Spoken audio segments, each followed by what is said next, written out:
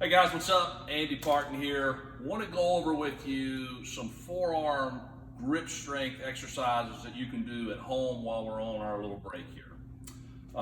It's a great time because we do have plenty of time to really concentrate on grip training. You don't have to have a lot of fancy, expensive equipment to do this type of stuff.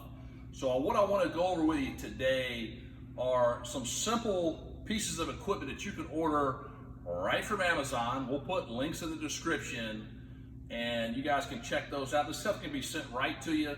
You know, we can't go to gyms at this point or anything like that. So these are all things that you can put in your garage, on your back porch, maybe in your laundry room. But I do want to warn you, and one thing I'm going to recommend to you is I'm going to recommend you need some chalk. All right, and chalk can get a little bit messy. If you've ever been in my weight room, you can see it's just nothing but horse stall mats on the floor covered in chalk. So if you are going to be inside and you use chalk, you're probably going to have to clean it up. But you guys, we'll put a link in the description to some of this weightlifting chalk. But the first thing I'm going to recommend is the Captain's of Crush.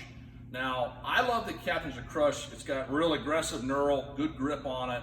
These things are going to last forever. I've had this thing for years. Now I've got all types of different grips, the tensions on it, which I love. I would recommend for you guys to all start with the trainer. It's the one with the T on the bottom.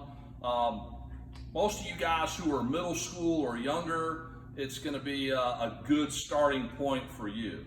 Now, once you're able to shut, when I say shut, I mean to touch it together. Once you can shut the trainer, move up to the 1, all right? And then once you can shut the 1, move up to the 1.5. And then once you start getting into that 2 range, it gets super tough. You know, the most I can do right now is a 2. I've got a 2.5 and a 3. I can't shut them. So this is a really good one. Now you can do these for, there's a little bit of technique. We can do that for another video. But you can do these for reps, you know, while you're sitting there. You can do them for timed holds. And like anything we do in the weight room, especially with grip strength stuff, track your progress. All right, get this, you know, and then just time yourself on whichever one. Write it down. Today I did the trainer, I shut it for 37 seconds, whatever it is. And then the next day, let's try to beat that. Because if you just do the same thing over and over again, what you're going to become is the master of maintenance. And we don't want to be the master of maintenance. What we want to do is continue to progress, you know, throughout time. We want to, you know, continue to do better and challenge ourselves. So this way, track your progress, you know, and that way you know kind of what to shoot for going into the next workout. All right, so the next one, you guys have probably all seen this one. Some of you guys may have it, is the wrist roller. Now, we'll put the link in the description below. Now, the wrist roller, the one that we recommend, it actually comes with kind of a foam grip. Now, I don't like the foam on there because it kind of spins and it tears a little bit, so I just took the foam right off. And I've got 3 of these actually, and I put athletic tape on all of them. So I think you'll really like the athletic tape on there. I mean, if it gets, you know, it gets off there, who cares? You know, I don't really care what it looks like. So also the weight is going to be important. Most of you guys who are middle school or younger, you're going to want to start with a 2.5-pound plate and a 5-pound plate. That's it. Now, you older guys can start mixing in the 10s, but if you're you know 12, 13 and under, all you're going to need for this is a 5-pound plate and a 2.5-pound plate. All right, because what happens if you do this thing correctly, I'll turn to the side. You just want to kind of hold it out here and just roll it up and roll it down. Now what happens if anybody, any age, if you get too much weight on it, you'll start to have to use your shoulders and it starts to spin like this. So we don't want that. We want to keep the weight in our forearms. Also, what I noticed too is sometimes you use your dominant hand more than say your offhand.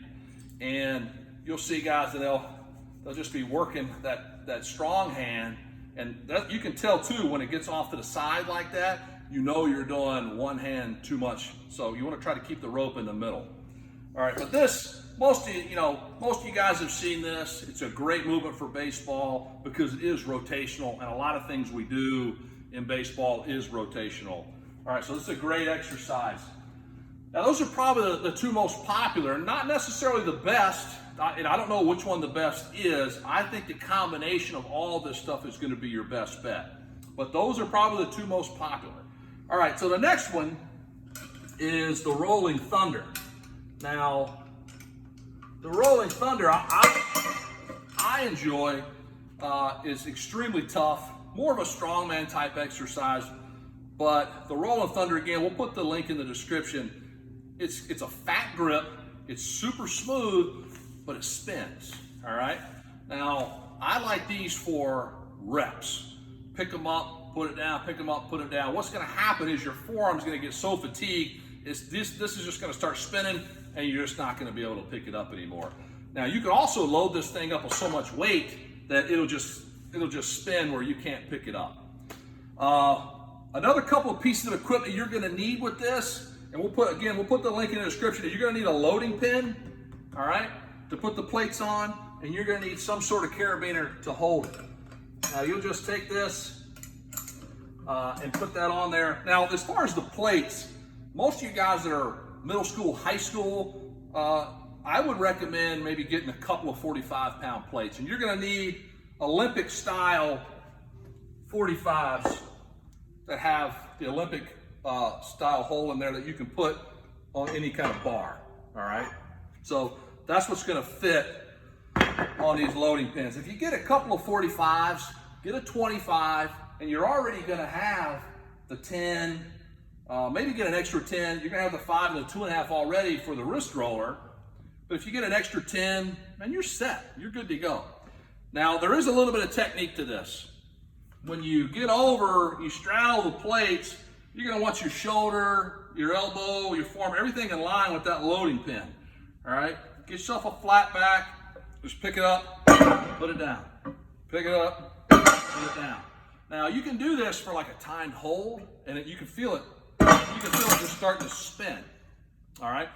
Now, that's the Rolling Thunder. I like that for more reps. Now, the pitch block, if you've been in here, you've probably challenged me to the pitch block, all right? Now, I love this because this is better for me, in my opinion, for like timed holds, all right?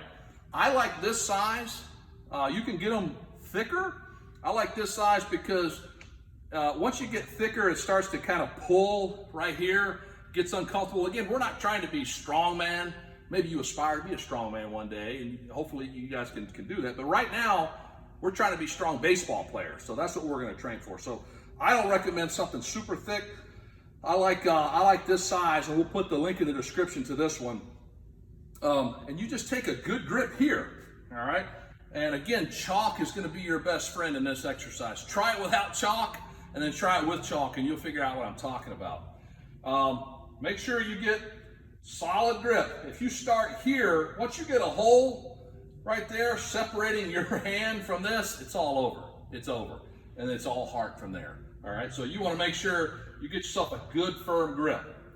Now, I like personally to do two at a time. It's more challenging to do, but you know, you can just do for this, you can do just do one at a time.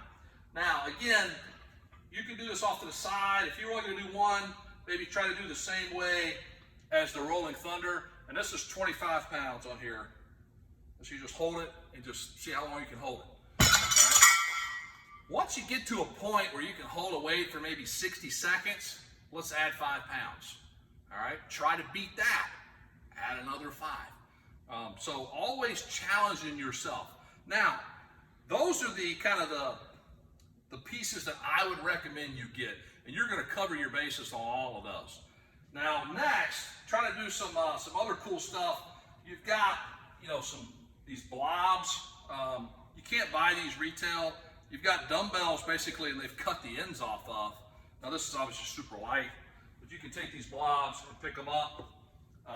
Here's a 35, a little tougher, but you know, you can pick it up. Those are fun.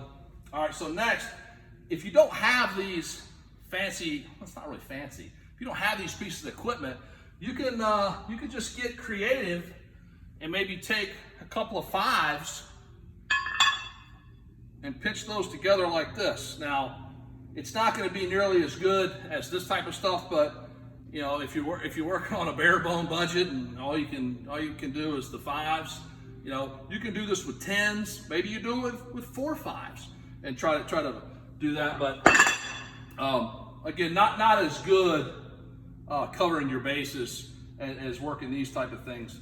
So look, guys, bottom line, the grip strength stuff is super fun. You can challenge your mom, your dad, your brother, your sister, your neighbor, your teammates, if you can let them in your house during this quarantine. I don't know, that's up to you. But it's a great way to challenge each other in competition, and the stuff's gonna carry over to the field. You're gonna see, you know, increases in arm strength, you're gonna see increases in bat speed, and I think you're gonna see some major health and things in your elbow. A lot of guys, like I said, have had elbow pain, you know, and the doc maybe says it's tendonitis. Well, it might be because your forearms are too weak.